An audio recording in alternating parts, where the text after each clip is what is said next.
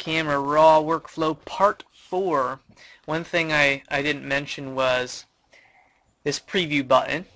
Whenever you make adjustments here, if you want to see the before and after, hit the preview. Here's the before, after, before, after, right? So it only works on what tab you're in though. So let's say I just made adjustments in this one. I would preview before, after. Okay, so it shows you just on what tab. If you want to see the whole photo, sometimes if you click on one of these, it'll show you the before and after of the whole thing. So preview is very important, and we'll also do denoise. So if there's a lot of noise in your photo, noise reduction is right here. So if you zoom in, let's see if we could see some noisiness here. You could see some right here and here. If I take the color, watch, the dots will go away. See that? See how those little dots just went away? You just go until you can't see them.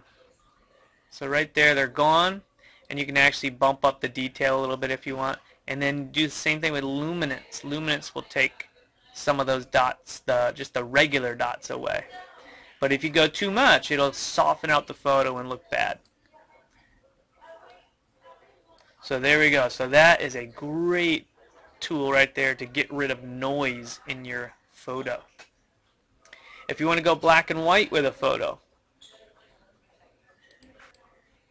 okay, I'm going to get back to 100% here. Actually less.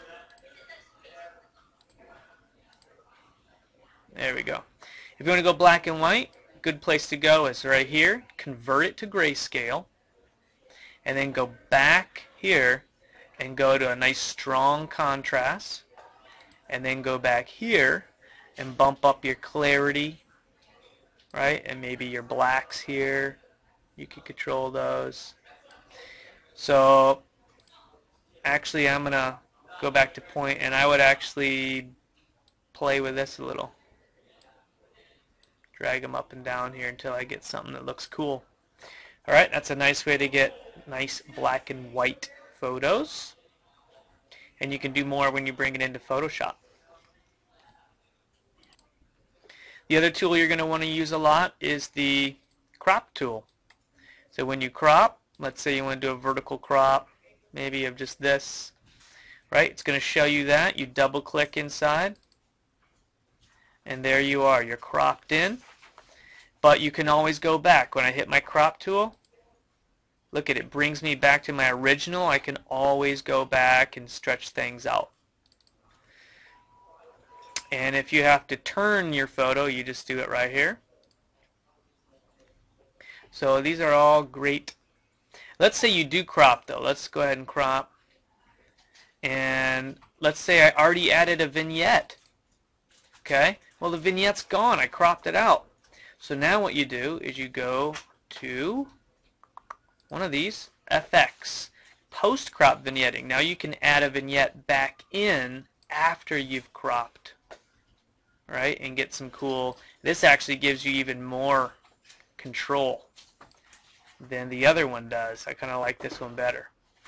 So another post-crop vignette is very important, and I think that's about it for the Camera Raw workflow.